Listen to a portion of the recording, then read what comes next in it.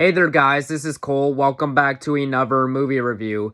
Today's movie I'm going to be reviewing is the 1977 creature feature movie, Orca, the Killer Whale, or also just called Orca for short. But yeah, this is a movie that, when this movie came out, it wasn't well received by critics, but over the years, this is a movie that, has gained a cult following, and there are people who do like it, so I figured today I would give this movie a watch, and overall, I thought Orca was a pretty good movie, but not perfect, for reasons I'll discuss in the review, but I still liked this movie overall for what it was, and would I like to get it on DVD someday? I mean, yeah, but so what is the plot to Orca, the Killer Whale? The plot of the movie is as follows.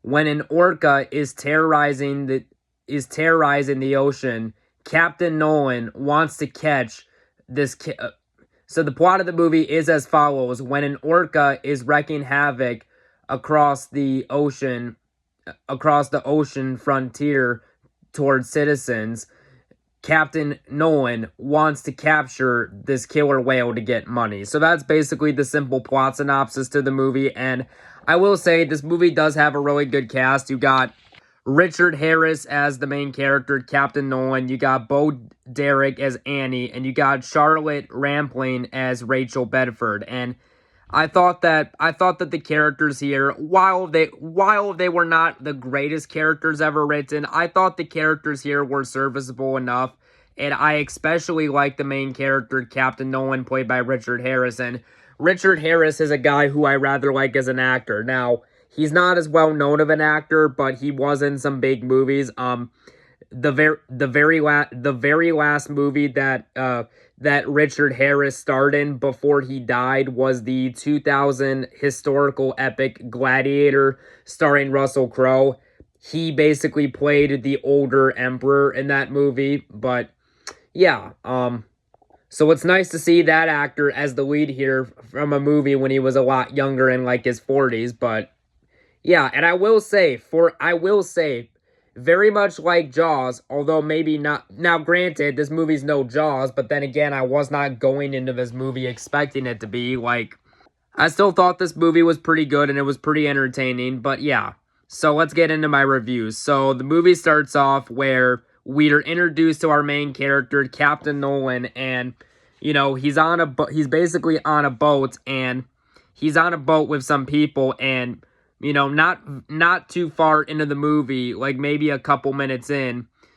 So Captain Nolan he's basically a shark hunter. He mainly hunts sharks, but however, he can't really do that because early on in the movie, a great white shark is literally killed and ripped to shreds by a killer whale, or also known as an orca. And again, like I said, for a movie that's rated PG, there are some areas that are pretty dark in this movie for a movie that's rated PG, and this is definitely a movie that pushed the boundaries for the rating at the time.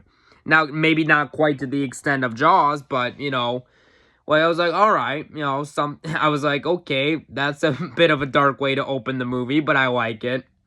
And then our main character, Captain Nolan, meets up with two characters named Annie and Rachel, and they want to take down this orca just as much as him. And I think that the practical effects are really good in this movie. Like, I thought that the orca they had in the movie was really convincing, and I like the part where it is the 20 or so minute mark of the movie, but one of Captain Nolan's friends at night, basically they capture a killer whale, but how they do it is this killer whale basically has like a metal robotic tail attached to the back of its body, and it basically gets caught on the boat, and the boat's about to go over, but the captain basically tries to cut it loose, which he does, but the orca jumps up, but not Captain Nolan, but like one of Captain Nolan's friends, but the orca basically gets up and kills one of Captain Nolan's friends and drags them into the water. And again, for a movie that was rated PG, there are some pretty dark scenes, and I mean, yeah. And then I like the part where, not long after that, after this orca has attacked one of the captain's friends, its carcass basically floats to the beach after the orca's dead. And then I like the part where where Rachel, I like the part where Annie is at, I like the part where Annie is at the beach with Captain Nolan, and Captain Nolan says, I might just give up because, because basically one of the guys basically tells Richard Harris or Captain Nolan that you might as well give up, and that he says that you're just bringing trouble to this town. And at first Captain Nolan's like, okay, I'm gonna give this up, but then at about the 35-minute mark of the movie, he's on a dock with some people, and the orca, or the killer whale, is basically wrecking havoc. Like the killer whale, it's basically ramming its body into a bunch of boats attached to a dock, making holes in them, including large boats at the dock, and making them sink. Now granted, I don't mean huge, I don't mean like military ship level huge or anything like that, but like maybe like 30 to 40 foot size boats at most. And I do really like the destruction scenes in this movie, and the practical effects, I think, especially help in the movie. Now, this movie was directed by a guy named Michael Anderson, who I'm not too familiar with all of his director's work, but I thought that his direction was pretty good in the movie. I thought he definitely knew how to nail intense scenes, and I thought that his direction, and I thought the score by, okay, well, I'm looking right now, it doesn't really say who made the score to this movie on Prime Video, but I thought the guy who did the score to this movie did a rather good job. And like I said, when this movie came out, it didn't receive the best reviews from critics and audiences, because the movie was mainly criticized for being a Jaws ripoff. I mean, okay, so what? It's literally Jaws, only instead of a shark, you replace it with an orca. Like, come on, people, what did you expect? But then later on in the movie, the main character of the movie, Captain Nolan, one of his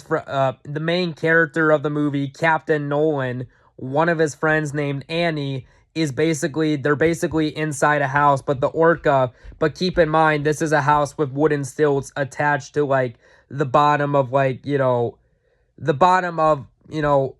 that basically is underwater, basically. But the orca basically destroys the two wooden stands, and then the house starts to fall, and then Annie tries to get pulled up by Captain Nolan by him throwing a rope down for her, but it's too late because the orca, now the orca doesn't kill her like in the movie Jaws, like where the shark kills Quint, but it does bite off one of her legs, and we can see blood coming out of it, but she is brought to the hospital and stuff like that. And throughout the rest of the movie, Captain Nolan teams up with Rachel Bedford, who is basically gonna help him throughout the rest of the movie try to take down this orca, which I thought, okay, that was an interesting move there.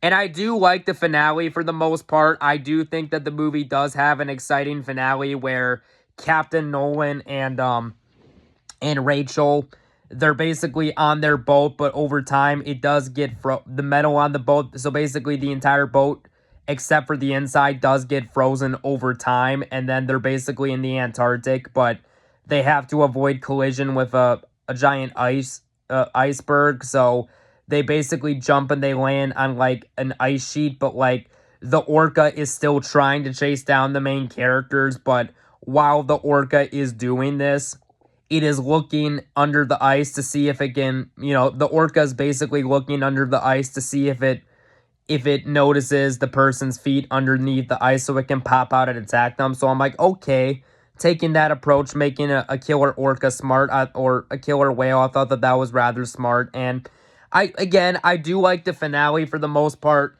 I guess I don't have too many problems with this movie. I guess one of the flaws I would say with the movie, I do think I will admit, I do think the ending is a little abrupt. Like, I'm not going to spoil it for those who haven't seen it, but I do think that the ending is a bit abrupt, and I would have preferred if the ending was a little different. The pacing is good for the most part, but I do think it is a little slow in some scenes. And my final critique with the movie is the special effects do hold up well for the most part, but there are some scenes where some of the blood you can tell is fake, but for the most part the effects look convincing. And overall, yeah, while this is not a perfect movie, it's not one of the greatest movies ever. I did at the end of the day think that Orca the Killer Whale was a good, entertaining creature feature movie.